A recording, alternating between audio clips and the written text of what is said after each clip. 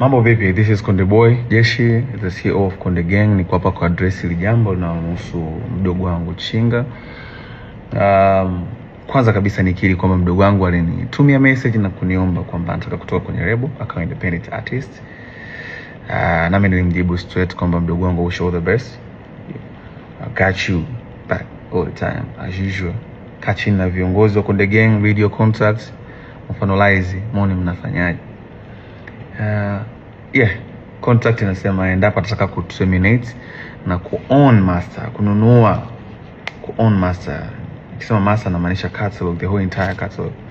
Nyimbo zote, hata zile ambazo amezifanya mimi, ili ziwe za kwake lifetime, hizo zinaingiza pesa kwake lifetime, inatokea alipie kuzinunua hicho kiasi cha pesa kilichotajwa kwenye mkataba ambao mdogo wangu alisign 4 years ago na kampuni ya Konde Music.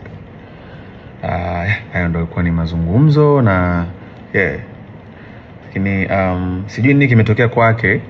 Baadaye akaja kusema kwenye social media kwamba nimemdai kiasi cha bilioni 1. Nikiri kwamba sijamdai kiasi cha bilioni 1 na nisingependa pesa yangu tena ije kunichafua mwenyewe.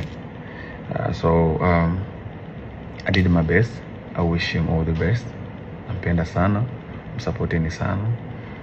He's an independent artist from now on. Nikiwa naongea promoters, mkiwa na show mwiteni, fanye, pata risk, aisaidie familia yake.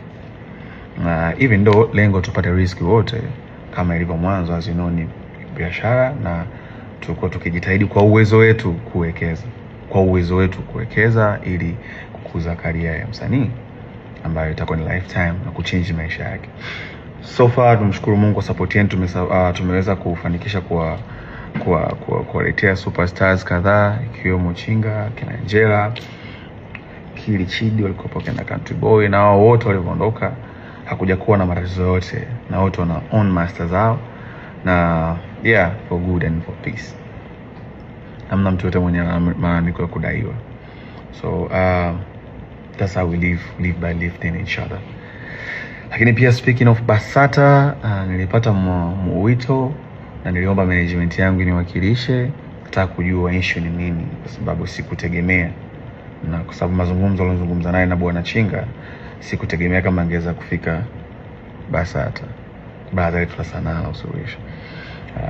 So niliomba management yangu niwakilishe, izungumze na viongozi wa BASATA kuona wanapataje mwafaka, lakini wakaniambia so far nisingeweza kuyashare sasa hivi.